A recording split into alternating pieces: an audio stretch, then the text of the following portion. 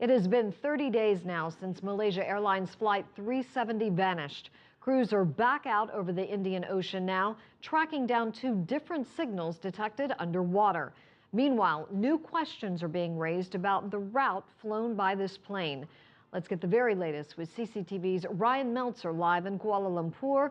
Rian, Sunday marked a day of remembrance there. Yes, on Sunday morning, about 3,000 people gathered for a Buddhist prayer ceremony. And the organizers of this ceremony, which was the main Chinese ethnic Malaysian Chinese party in the ruling coalition, they said this wasn't prayers for the dead. They're not accepting that the people are dead. This is sort of prayers for hope and prayers of support for the family. And about 24 family members, these are Chinese relatives of the passengers, as well as a couple of families of Malaysian relatives as well, attended this ceremony, along with China's ambassador to Malaysia.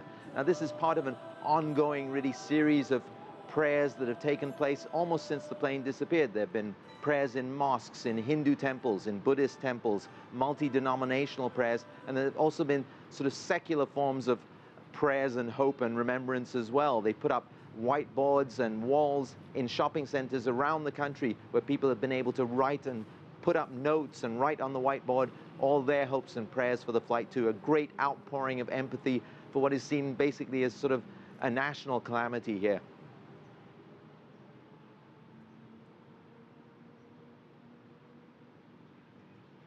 Rian, a senior Malaysian government official revealed Sunday that MH370 somehow had avoided radar detection as it veered off course. What are you hearing about this?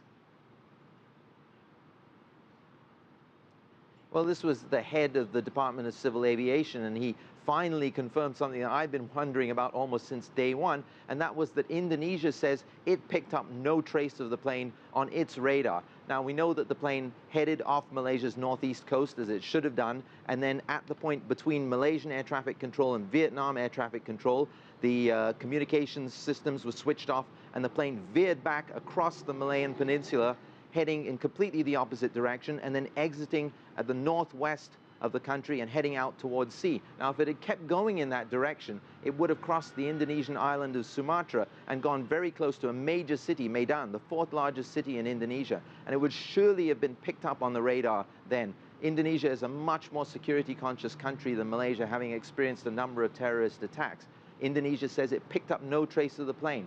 That now indicates that the plane then headed, basically skirted between Malaysian air traffic control and radar systems and Indonesian and even Thai systems. So this points very strongly again to this having been a deliberate act. The plane would have had to have gone around the top of Sumatra and then headed toward the southern Indian Ocean. This could not have been a random act. This is not consistent at all with mechanical or structural problems. It points very much to someone having deliberately done this.